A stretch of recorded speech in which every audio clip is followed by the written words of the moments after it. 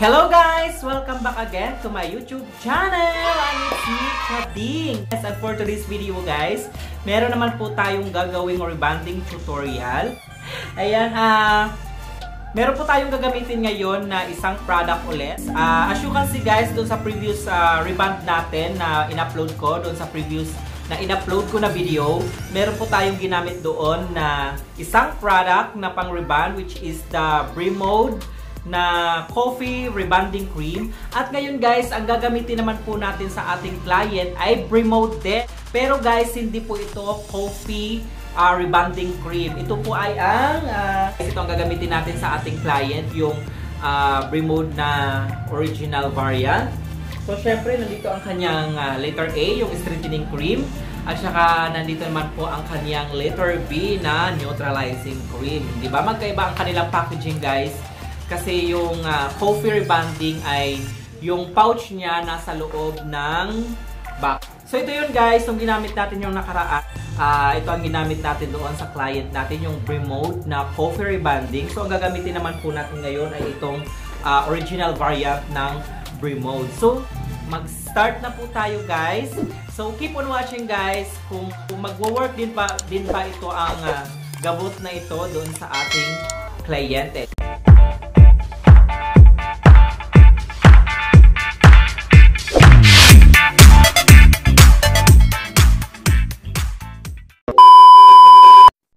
And we're back. So ayan guys, ito po ang buhok ng ating kliyente na i-rebond for today. Nagagamitan po natin ng Bremode original variant.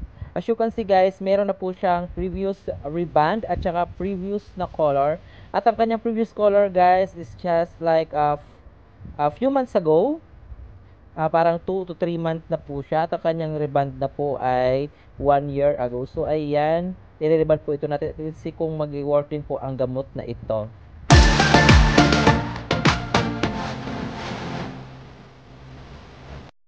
So ayan, maglalagay na po tayo ng ating rebonding cream letter A sa ating bowl. So ayan, ganyan po ang kanyang hitsura.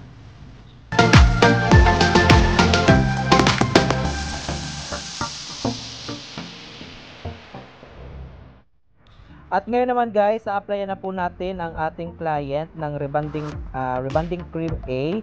As you can see guys, kung mapapansin nyo, basa po natin a-applyan ng ating client dahil meron po siyang color which is 3 months pa lang po. So kailangan po natin applyan siya ng basa kasi pag tuyo po natin siyang a-applyan, mabilis pong mag-react. So ang purpose po ng basang pag-a-apply para ma-lessen po ang tapang ng gamot at para makontrol po natin ang kanyang pag-develop doon sa buhok.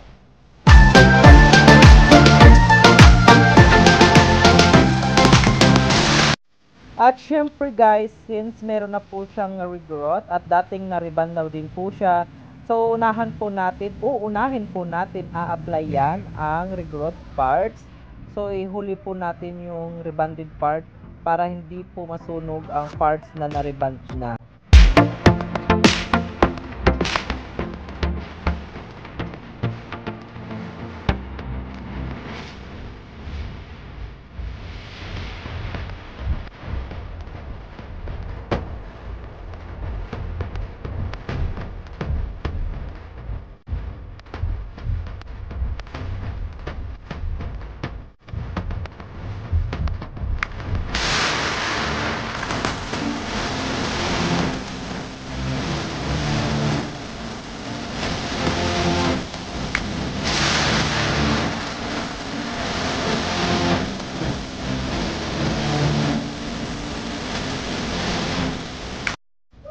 So ayun guys, tapos na po tayo mag-apply ng rebonding cream number 1. Ibababad po ito natin ng at least kahit 15 minutes to 20 minutes. Then babantayan po natin at mag-hair test po tayo kung luto na po ang kanyang hair bago po natin siya i-retouch.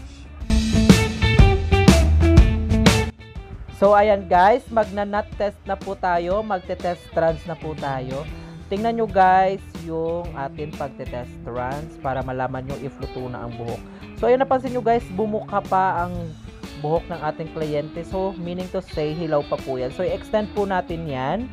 ng konting-konti at saka tayo i-retouch ulit. So ngayon, magre-retouch na tayo. At sa pagre-retouch guys, pag feeling nyo parang natutuyo na yung gamot, isprayhan po natin ng konting-kunting tubig para hindi po siya matuyuan. At kung kailangan naman po dagdagan ng gamot, dagdagan po natin, pero yung tamang-tama lang na hindi magdadry ang buhok ng ating kliyente.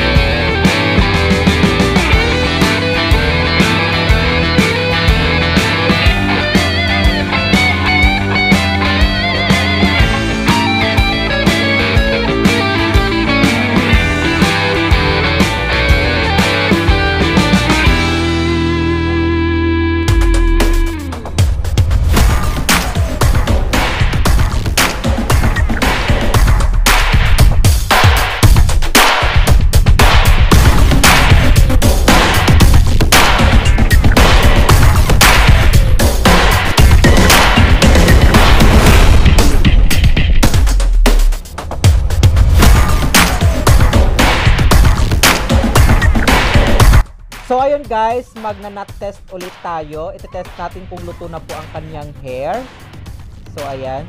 As you can see guys, hindi na gumalaw ang kanyang knot, ang paggawa natin ng knot. So ibig sabihin guys, luto na po yan. Kasi hindi na po bumukha at hindi na po gumalaw ang ginawa nating knot test. Ayan. Second try. So ayan, hindi na siya gumalaw. So meaning to say, luto na siya guys. So ready for banlaw na po yan.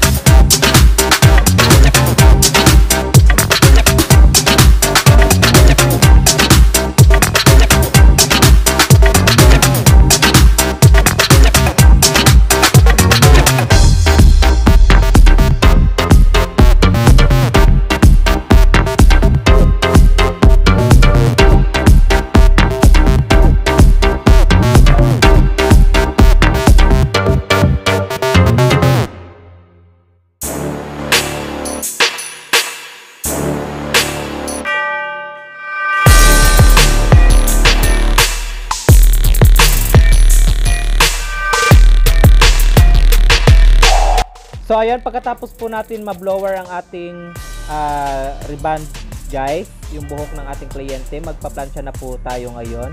At pag ganitong super colored po ang kanyang buhok guys, ang dapat na init lang po na ating gagamitin ay 160 degrees Celsius lang po. Huwag masyadong mainit na mainit kasi guys, magdadry po siya kung masyadong mainit ang ating plancha.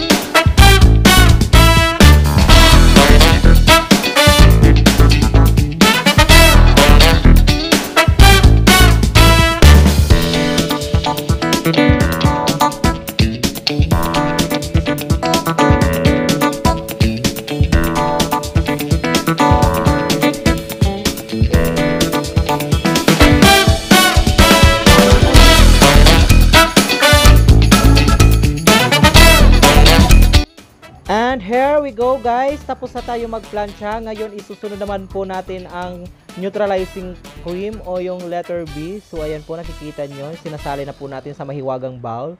I-apply na po natin yan sa buhok ng ating kliyente.